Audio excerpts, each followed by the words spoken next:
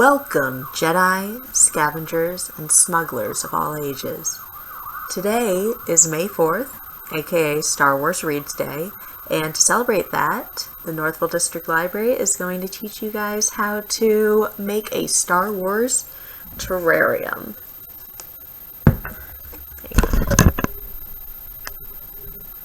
There we go. A little hard to see. It's a quick, easy, and fun craft, and one that you can really customize a lot. The terrarium we're making today is one of the easiest ones you can do. It's based off of the desert planet of Jakku, where Rey came from in the new trilogy. It could also easily be adapted to the desert planet of Tatooine. Star Wars does like their deserts. Or if you want, you can use some soil and some moss and make a Forest Moon of Endor one. That's pretty fun. So first of all, you'll need an empty, clean, clear container. This can be a mason jar, it can be a food storage unit like I'm using, it could even be an empty salsa jar. Anything works, so long as it's clear, it's large enough to contain the little figures that you want to put in there, and you can actually put your hand in it. Next up, what we're going to be using in this one is kinetic sand. You can use regular sand, you can use some dirt if you want to go for the Forest Moon of Endor and then just put some moss on top or fake plants. Anything goes. But I like kinetic sand because it's easy to find. Most places that sell toys have it. And it's fun to play around with. It's basically what if slime, but sand. Oops. And it's also easy to clean up, which is always a good helper. Let's see. And then you just put it in. Let it settle. And smush it down. It's nice to have a few dunes in there to give it a natural kind of shape. Alright, let's put this aside for now and get to making our droids. So I'm going to walk you guys through how to make a BB-8. Who doesn't like BB-8? But you could also make R2-D2 or C-3PO or really any of the droids featured. Dio is probably my favorite. Alright, so first off, it's best to use a really sturdy kind of paper for this. I like to use note cards, especially these itty bitty mini note cards I have, because it helps me keep the characters small. You could also use cardstock, really anything that's sturdy. And what I use to measure out my character are bobbins. Another good option would be buttons, as long as you can find 3 different sizes. They're small and they're round.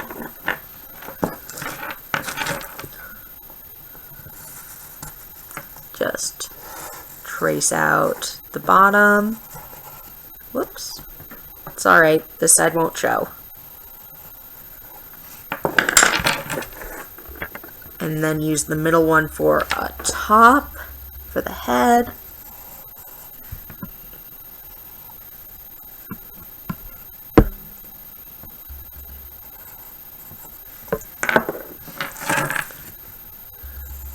Give him some antennae. And there you go. Oh, one thing you do want to remember to do is his head is only actually a half sphere. So put those lines in there where it meets the bottom part. Alright, next up, we just cut it out. I'm gonna speed through this for you guys.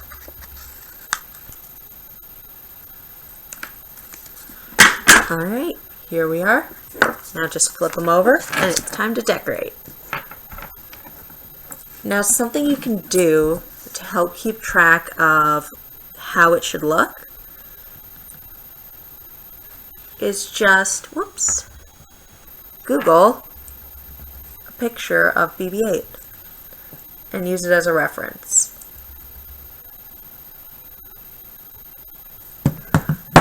All right. But it doesn't have to be exact. I wonder if, yeah. So you'll want to outline the smaller circle using the middle bobbin.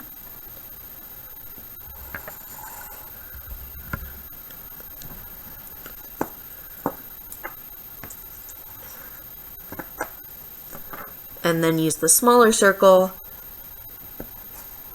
to do the inside.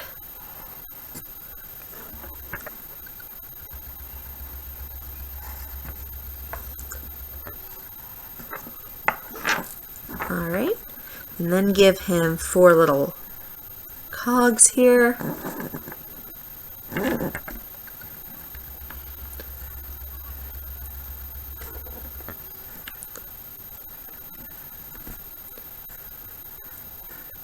And start coloring.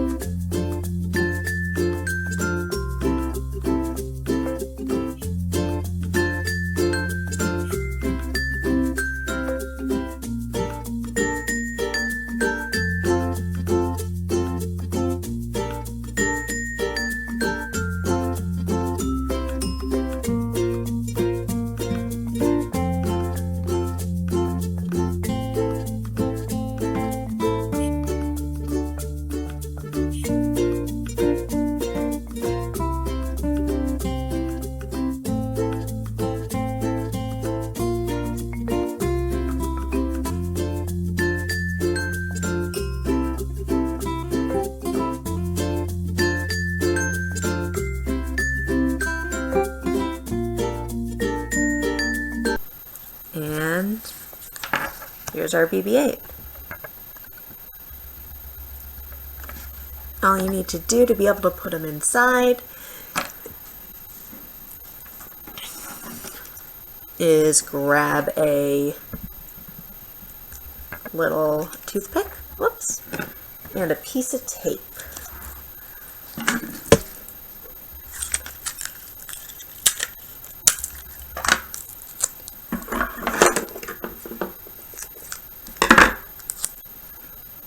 Make sure it's a small piece of tape.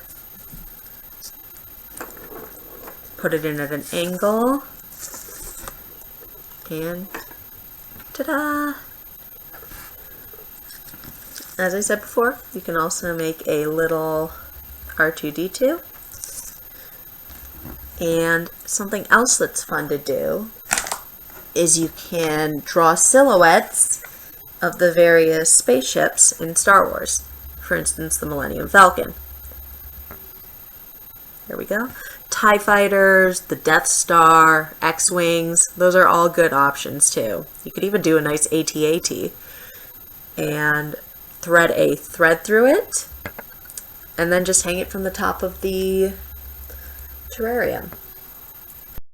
And after that, all you do is put everything inside and you're done. Well, I hope you enjoyed this craft. Happy Star Wars Reads Day, and if you did end up making your own Star Wars terrarium, please share it in the comments below. I look forward to seeing what you made, and may the Force be with all of you.